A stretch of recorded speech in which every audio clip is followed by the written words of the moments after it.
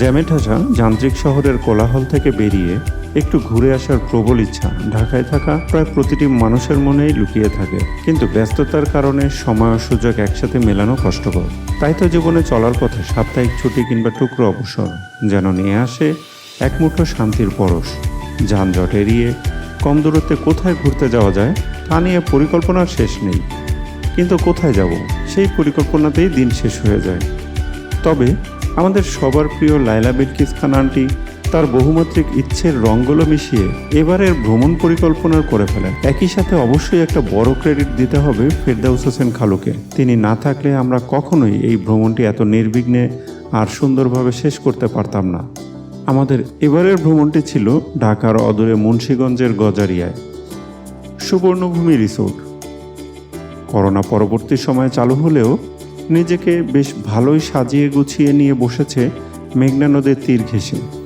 আশা করছি নিরাশ হতে হবে না।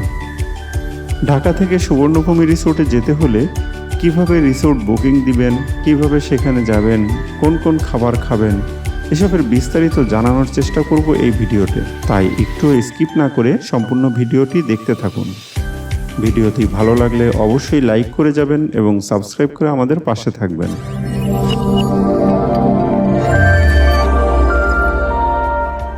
আমরা ছোট বড় সবাই মিলিয়ে প্রায় 23 জন জোরাইন থেকে সকাল 9টায় সুবর্ণভূমি রিসোর্টের উদ্দেশ্যে রওনা দিলাম। শুক্রবার হওয়াতে রাস্তা মোটামুটি ফাঁকাই ছিল।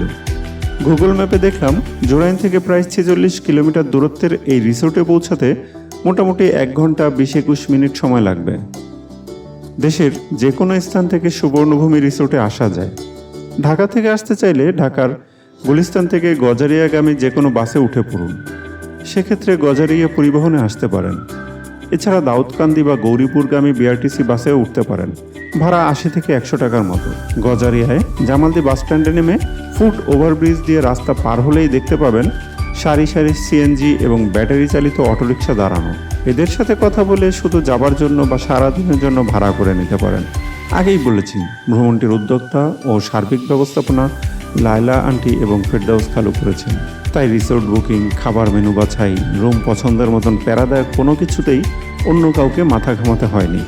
তবে আপনাদের তো আর এমন সুযোগ নেই, তাই স্ক্রিনে দেওয়া রিসোর্টের নাম্বারে যোগাযোগ করে আপনার রিসোর্ট বুকিং সহ ভ্রমণ সংক্রান্ত সব কিছুই করতে পারবেন। সকাল 10:15 মেঘনা ব্রিজ পার হয়ে সাতকাহানিয়া এসে আমাদের মাইক্রো ইউটার্ন নিল। একটু সামনে জামালদি বাস স্ট্যান্ড। এখান থেকে আমরা বায়ে মোড় নিয়ে অপেক্ষাকৃত একটি সরু রাস্তায় ঢুকে পড়লাম। মূলত এখান থেকেই আমাদের ভ্রমণের আসল মজাটা শুরু হয়েছিল। দুই পাশে সবুজের সমারোহ দেখতে দেখতে সামনে এগিয়ে চলা।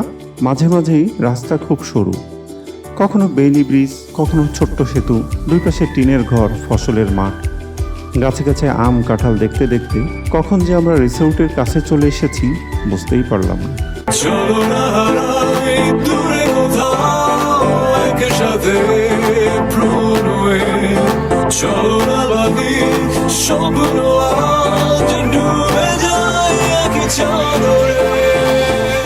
রিসোর্টের প্রধান গেটের সামনে আমাদের গাড়ি এসে থামলো। তখন ঘড়িতে ঠিক সকাল 11টা।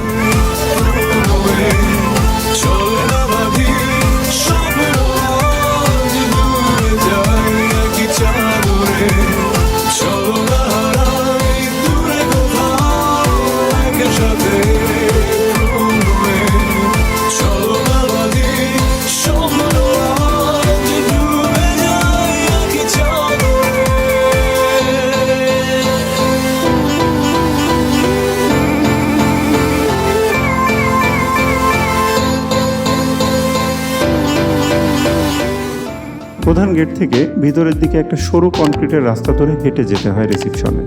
দুই ধারে সবুজের সমারোহ, গাছগাছালির ভিড় দিয়ে সামনে এগিয়ে চলছি। মনে হচ্ছিল এখনই বুঝি এক ঝাঁক পাখি উড়ে যাবে। মনের গহীনে সুর ভেসে ওঠে।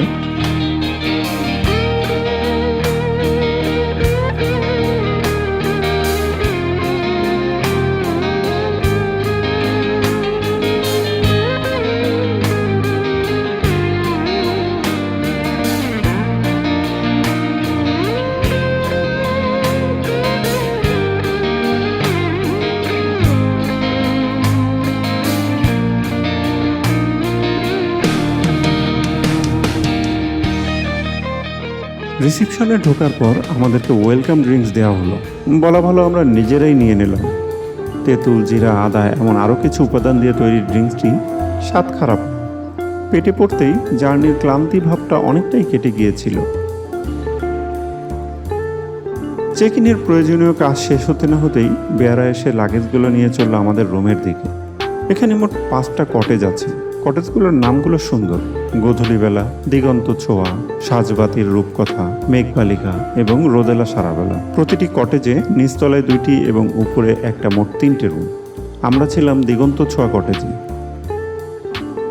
রুমে ঢুকলেই চোখে পড়বে একটা ডবল বেডের বিছানা, পাশে একটা সোফা, তারপরে বারান্দা, পাশে বাথরুম। একটু ঘুরলে একটা আলমারি, পাশে একটা টেবিল, টেবিলের উপরে দেয়ালে টিভি ঝোলানো এবং নিচে ছোট একটা ফ্রিজ। যাই হোক, রুমে ব্যাগ রেখেই পুরো রিসোর্ট এক্সপ্লোর করতে নেমে পড়লাম। রিসোর্টে পর্যাপ্ত বড় গাছ না থাকলেও খুব খারাপ না। পুরো রিসোর্ট জুড়ে বেশ কিছু নারকেল গাছ রয়েছে, সেগুলোর ফাঁকে ফাঁকে উকিয়ে দিচ্ছিল ছোট বড় অনেক চারা গাছ।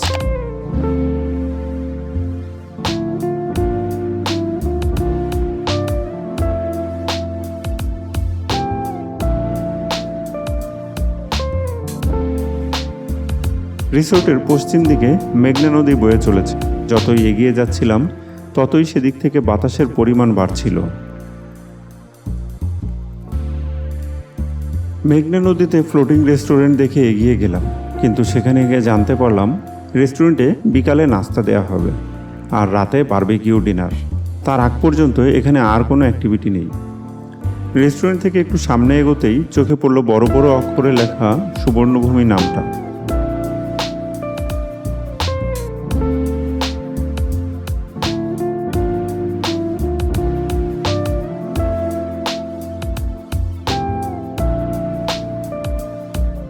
এটির পিছনেই একটা বড় পুকুর, কিন্তু গ্রীষ্মকাল, তাই পুকুরে পানি নেই। একটা কৃত্রিম ডোবায় অনেক শাপলা কলি।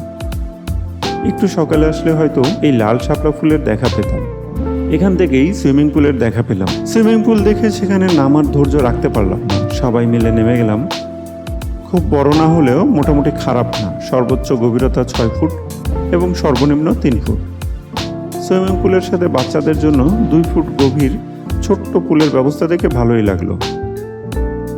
পুলে শুধু আমরাই ছিলাম, তাই ইচ্ছা মতো সবাই মজা করতে লাগলাম।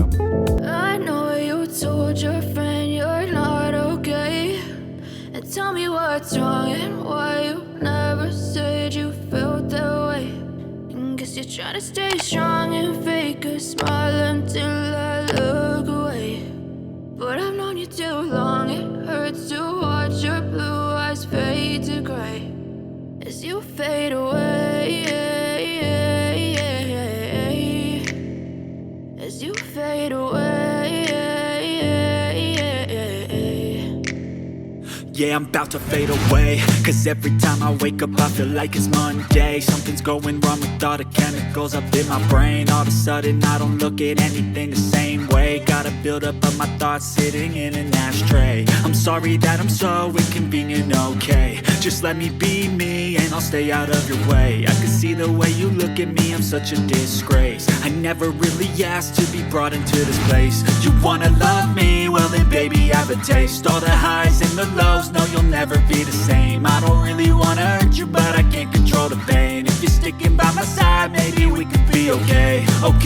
Okay, maybe you could be the change I need today. I promise that I've never felt this way.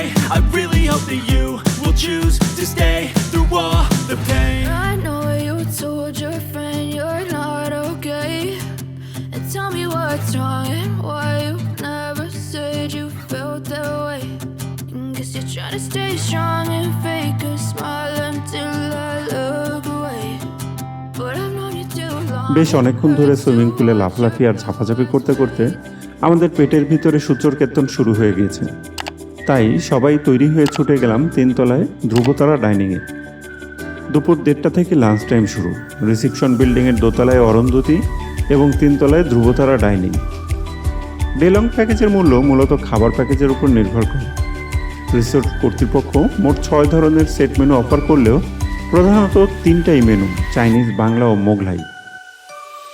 এই 3টা মেনুতে আরও 2-3টা আইটেম যোগ করে আবার স্পেশাল হিসাবে দেখানো হয়েছে special Chinese, special Bangla, special Mughlai menu. আমাদের জন্য মেনুতে ছিল পোলাও, সাদা ভাত, গরুর মাংস, রুই মাছের দো পেঁয়াজা, মুরগির রোস্ট, ডিম ভুনা, মিক্সড ভেজিটেবল, ডাল, বেগুন ভর্তা, আলু ভর্তা, সালাদ, লেবু, কাঁচামরিচ এগুলো। আর ডেজার্ট হিসাবে ছিল ফিরনি। ডেলং প্যাকেজের সাথে খাবার ইনক্লুড থাকায় খাবার প্যাকেজের মূল্য জানতে পারবেন না। তবে যদি সাথে ড্রাইভার থাকে তবে আপনাকে প্রতি ড্রাইভারের জন্য 1100 টাকা করে পরিশোধ করতে হবে। সেই হিসাবে এবং খাবারের আইটেম অনুযায়ী দাম অনেকটাই বেশি বলেই মনে হলো, কারণ এই টাকায় ঢাকা সিটিতে 70 থেকে 110 আইটেমের অনেক ভালো মানের বুফে পাওয়া যায়। যাই হোক, খাবারের মান এবং টেস্ট তুলনামূলক ভালোই ছিল। গরুর মাংসটা বেশি। হ্যাঁ, গরুর মাংস এটা লিমিট। বিকেলটা সবাই এদিক ওদিক ঘুরে আর ছবি তুলে যে যার মতো কাটালাম। Such a feeling's coming over me. There is wonder in most everything I see. Not a cloud in the sky, got the sun in my eyes, and I won't be surprised if it's a dream. Everything I want. Floating রেস্টুরেন্টে গিয়ে দেখলাম পুরি আর চায়ের ব্যবস্থা, এগুলো complimentary. Especially for me, and the reason is clear. It's because you are here. You're the nearest thing to heaven that I've seen. I'm on the top of the world looking down on. সন্ধ্যা 7:30। আমাদের check আউটের সময়ের চেয়ে 1 ঘন্টা অতিরিক্ত হয়ে গেছে। দ্রুত সব গুছিয়ে চেক আউট করতে করতে রাত প্রায় 8টা বেজে গেল। ফিরে চললাম ইট পাথরের যান্ত্রিক নগরে। আবার সেই ব্যস্ততা, আবার সেই robotic Jibon. Almost heaven, West Virginia, Blue Ridge Mountains, Shenandoah River. Life is old there, older than the trees, younger than the mountains, blowing like a breeze. Country roads, take me home to the place I belong. West Virginia, Mountain Mama, take me home. Country roads. Jamal দিয়ে আসার পর খালু জানালেন Morning Sun Highway Restaurant and হোটেলে রাতের খাবারের আয়োজন করে রেখেছেন। সবাই অবাক হলেও চটজলদি নেমে পড়লাম। আবারও ধন্যবাদ ফেরদৌস হোসেন খালুকে। ক্যালেন্ডারের হিসেবে এখন মধুমাস, সামনে বর্ষাকাল। খাল, বিল, নদীর পূর্ণতা ও ঝকঝকে প্রকৃতি উপভোগের বেশ ভালো সুযোগ রয়েছে এই বর্ষাকালে। কর্মব্যস্ত জীবনে ঢাকা থেকে খুব দূরে সবসময় হয়তো যাওয়া সম্ভব হয়ে ওঠে না, তাই দিনে গিয়ে দিনে ফিরে আসা যায় এমন জায়গা হিসাবে সুবর্ণভূমি রিসোর্টকে বেছে নিতে পারেন অবলীলায়। West Virginia, Mountain Mama, take me home. Country roads.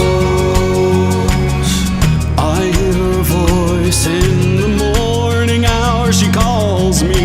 The radio reminds me of my home far away. Driving down the road, I get a feeling that I should have been home yesterday.